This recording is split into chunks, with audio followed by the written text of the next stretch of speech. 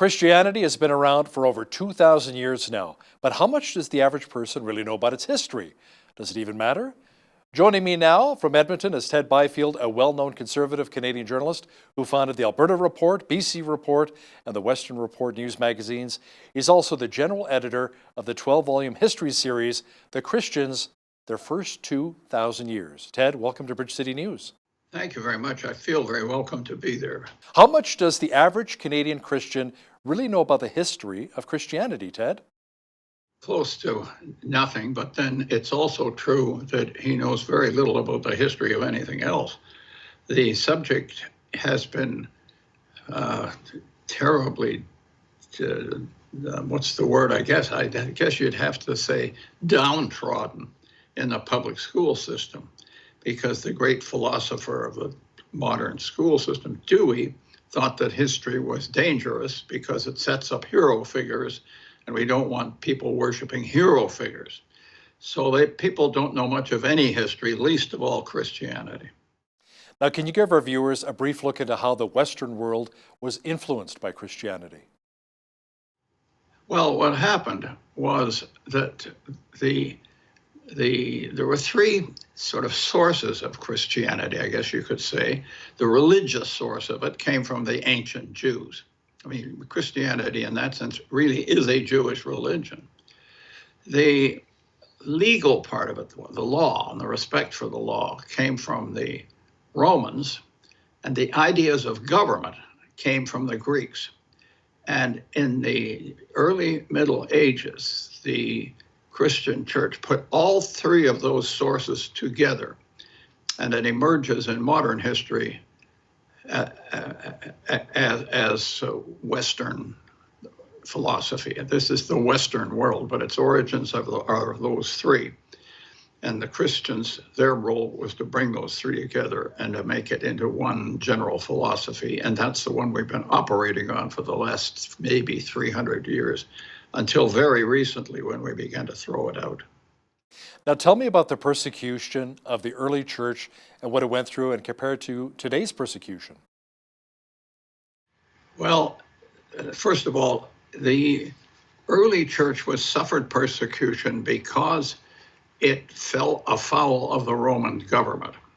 And they were pretty efficient on everything they did, but they couldn't wipe it out. And that bothered them, because that meant there must be something here they didn't understand.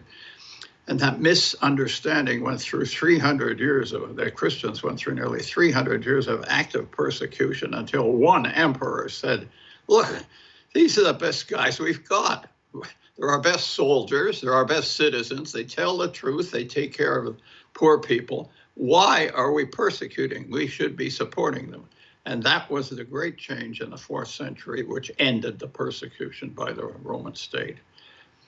But whether we could say that modern persecution is the equivalent, there's two kinds of modern persecution going on.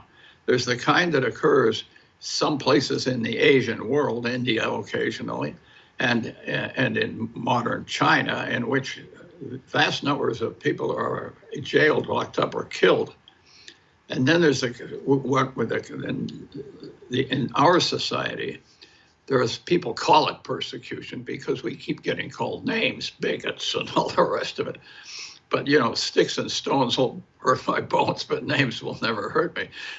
We make a big deal of it, but it's really a miscall to say what we're going through in persecution, because compared with other people are going through and have gone through, this doesn't count as anything. So, Ted, let's look back on the Middle Ages and the Crusades. This is always a point of contention. Islam was advancing quickly. So how did the Christians respond to this, and was it even justified? Well, first of all, Islam was expanded by the sword. And most of its acquisitions made beginning the 8th century and so on were made by conquering peoples and imposing a Muslim structure upon their government and their society. And that offensive against Christianity has characterized Islam for many, many centuries. It's not new. And we seem to think of it as new. The Crusades were an attempt to recover by conquest what we'd lost by conquest through the Muslims. And they were, in effect, a counterattack. And they didn't quite work, you know. And they failed. In the end, the Muslim state was as powerful as ever. What is working against Islam, and always has, is the idea of mercy being demonstrated visibly and effectively by Christians towards other people. And that impresses Muslims, because there is at the heart of Muslims a very, very good thing. Their religion does not extol it sufficiently, but it's there. And I think all of us know Muslims who are horrified by some of the things the radical Muslims are doing.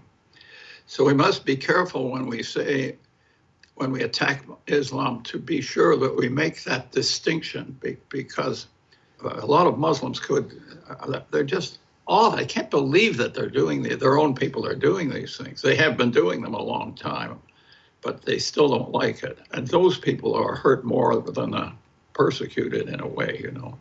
They hate to see their religion being made into this. Ted, let's talk about the Reformation years. Now we think of Martin Luther and John Calvin. What were the major issues of the Reformation? Well, the central issue was what's the authority behind the church? Who can say this is Christian and have some be able to justify that statement? And is the church expressed in the Bible? Yes. Is the Bible the final authority? Some would say yes. Others would say it's a final authority, but not the only one. But the argument was, who's boss? That's always the argument. And that to the Catholics, the structure of the papacy was the essential authority.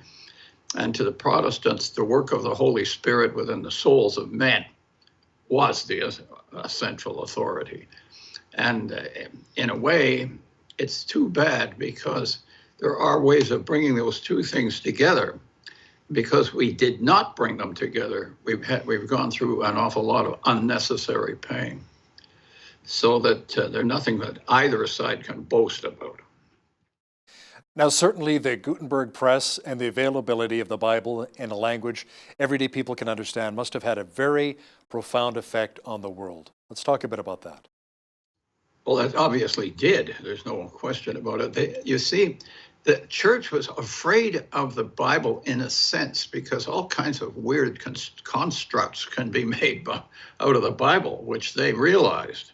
So they kept the authority for the Bible, the interpretation of the Bible, in the papacy to prevent that from happening. But what they also prevented from happening was an awful lot of very good things that the Protestants had fulfilled, so that the unity of the church was never accomplished. And I think more in the last 25 years has been done towards bringing Protestants and Catholics together than what's happened since the Reformation. Why is it happening? Because secularism is taking over everything, and it doesn't like either one of us. So we're being thrust together by our foes, and that's a good thing. How has Christianity really helped bring about democracy? Christianity has ultimately regarded the individual person as the ultimate criterion of heaven or hell within that person. So that Christianity has always imposed, or rather assigned, a great importance to the individual person. This is very out of character today, because the left in our political system continually divides us into groups. You know, I'm a white male, you're something else, something, and so on. Everybody has to have a group. And they believe the group is more important than the individual, and the Christian says no. And that difference, I think, defines the difference, our differences between governments and Christianity, which are arising. And as those differences arise, and we see ourselves being, we can't say persecuted, but we're certainly being penalized for our religion in various ways, this is pulling us together. So that I think maybe in the next 25 or 30 years, the issues will still be there on authority, but there'll be so many joint projects between the Catholics and Protestants that the difference between them is just beginning to disappear. I hope that and pray. I think we should all be praying for that. Anyway. And Ted, in the last century, it's been interesting to see how faith has waned in much of the West, but it seems to have exploded in many developing nations. Why do you think that is? It's happened because of the philosophies underlying the West, which eroded our religions and still do. Those philosophies have never really been tried in Asia, for instance, in Africa, so that the thing that's new to them really is Christianity. So what we're seeing, and it's happened before, is a change in the Christian world. There was a time when the sort of center of Christian activity was in Western Europe and Eastern Europe, and then it changed gradually, and it went over to the United States and the Americas. I think it's changing now and going to Asia and Africa. And we may see if you had said in the 4th century, there's a little collection of mud huts on the bank of the Seine River, and they're calling it Paris. I would say, if someone were to say, yeah, but that's going to be the cultural capital of the world, they say, yeah, right. But the same thing could be going on. We could be looking at some place in Central Africa that becomes the center of our civilization. It's the center of civilization has tended to follow Christianity, or maybe Christianity has followed the center, but they stay together. And we're casting it aside now. And we'll lose our authority as we do it, our moral authority. You know what I think is fascinating as well, Ted, is that when I was a kid growing up and attending Sunday school, I always heard stories of missionaries being sent to different countries in Africa, and now those same African nations are sending missionaries here to North America. Correct, and that's happened long. That happened in Western Europe, for instance, and from the 6th to around the 11th century, missionaries from Ireland in particular and other barbarian places. Some unkind people think Ireland is still a barbarian place. I'm part Irish, so I can say that. But those Irish missionaries came back into Europe and reconverted it to Christianity. And a book came out about 10 years ago, How the Irish Saved Civilization. Well, it wasn't quite true, but it made for a good reading for the Irish. We'll bring that up again on St. Paddy's Day next year. Now, where do you see Christianity headed over the next couple of decades? I think there'll be a transfer of central activity and authority from the modern Western nations to Africa and Asia. And I think the Christians, churches, maybe they'll be able to call themselves a Christian church again by that, will come forward very, very rapidly in those parts of the world. And when they do, that will change the center of civilization with it. We won't see it, but our grandchildren might see the beginning of it. Well, we're seeing it now. China's coming on economically. And as usual, Christians are under severe persecution, but that always seems to precede a major gain in Christianity. When Constantine approved Christianity, he said, as I mentioned, but they're our best people. Why are we persecuting them? The Chinese are finding this, though, too. They're honest, for one thing. So what they're trying to figure out now is how do we get their morality without getting their religion? Not possible. So, Ted, in your opinion, how can the church in Western civilization become more relevant and more of a bright, shining light in a dark world? I think the main thing that we've got to do is to teach the faith better than we have been doing it, as people learn the history of Christianity, and as people learn its current problems and the fights we're now going through. We've been going through conflict ever since the 1st century.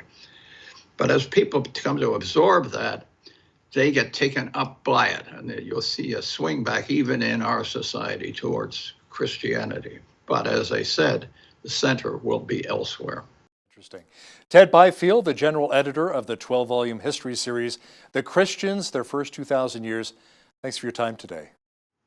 Thank you for the opportunity of talking to you about it. On behalf of all of us here at BCN, I'm Hal Roberts. God bless and have a great night.